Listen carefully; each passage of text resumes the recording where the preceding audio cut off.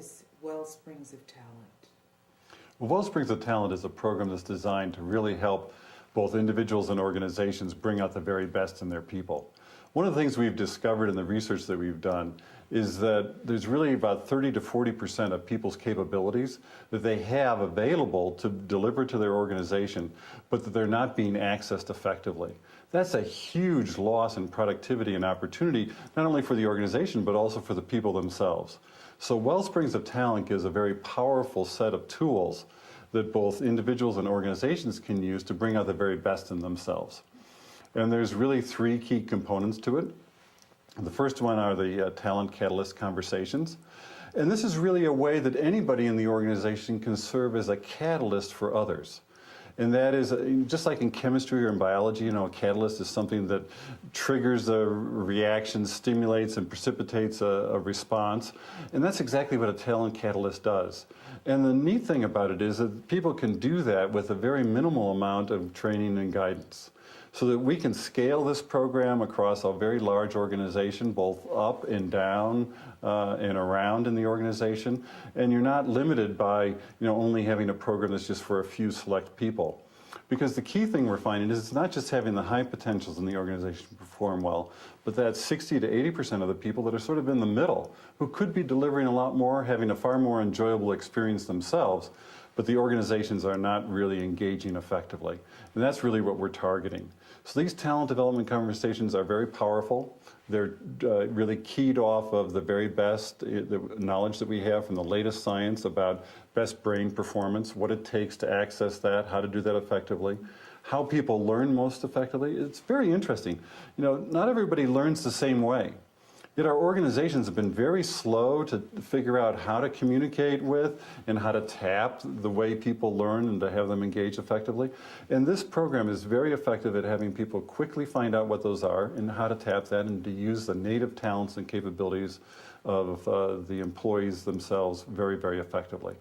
So it's an exciting way to move forward. And anybody in 45 minutes to an hour can go through this Talent Catalyst conversation, have a very powerful experience of figuring out what their hopes are, what's standing in the way of realizing those, how they can tap the successes they've had in the past to get through the challenges they face today, and how they can really build the resources and inner qualities and capabilities that are going to enable them to be successful and to really have that high level of enjoyment and satisfaction that they seek.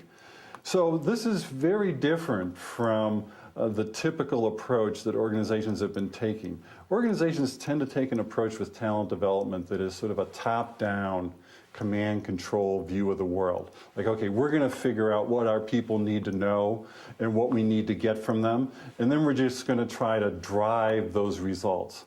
I talk to the organizations and I say, what are you trying to do? Drive your employees. The only people that, entities that I think of as being driven are cattle. These are people with capabilities.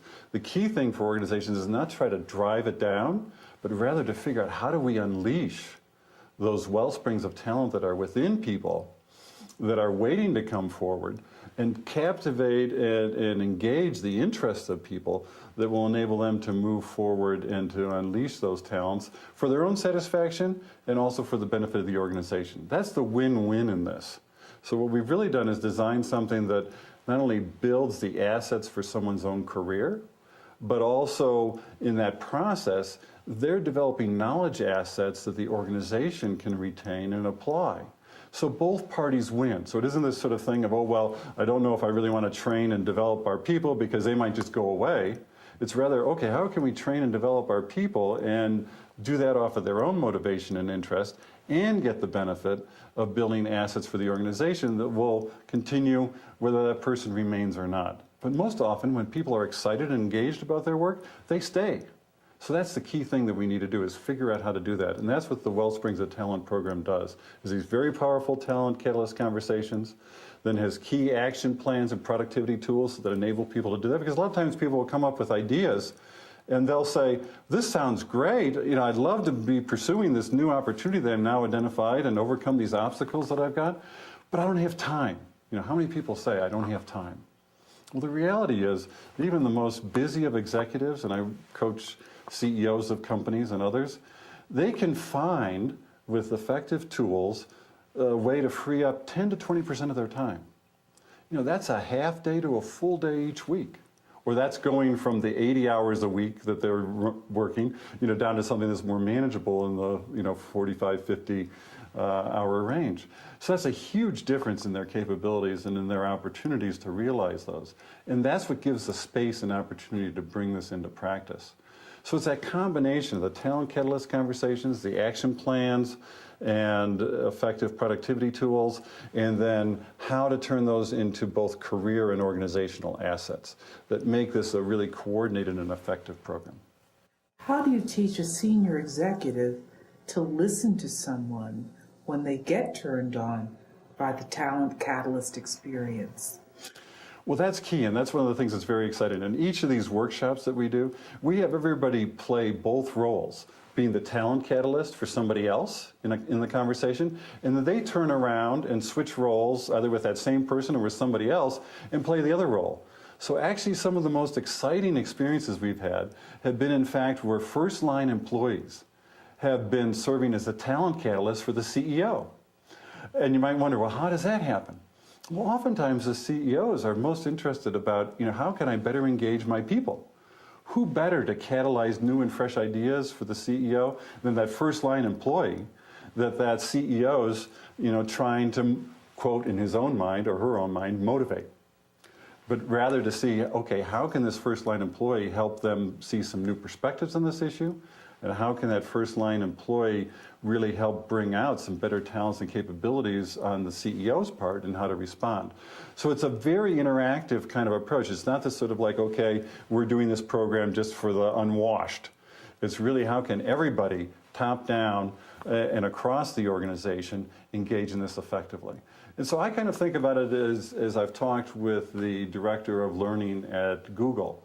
They have a wonderful theme there, which is their aspiration is to have, they have 20,000 employees, their aspiration is to have 20,000 learners and 20,000 teachers, which is the recognition that everybody can learn something and everybody has something to teach. In fact, the very best way to learn things is oftentimes by teaching somebody else. So we're taking teaching and training out of the role of, you know, that's something that HR does, into something that the organization and the people within it stimulate for one another. Not that HR's role is unimportant or the training programs are unimportant or whatever, but in order for us to really tap that 30 to 40% of capability that isn't being accessed today, we've got to engage everybody. And they have to be engaged in ways they can do effectively with a limited time and high demands that exist. And so that's what's exciting is how the opportunities to do that. And what we've come up with is a very effective formula for that.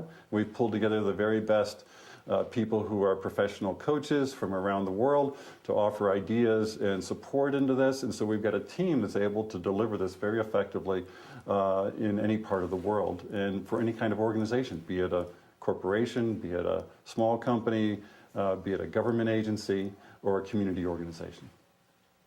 You're talking about a paradigm shift for many companies to start embracing their people as their asset.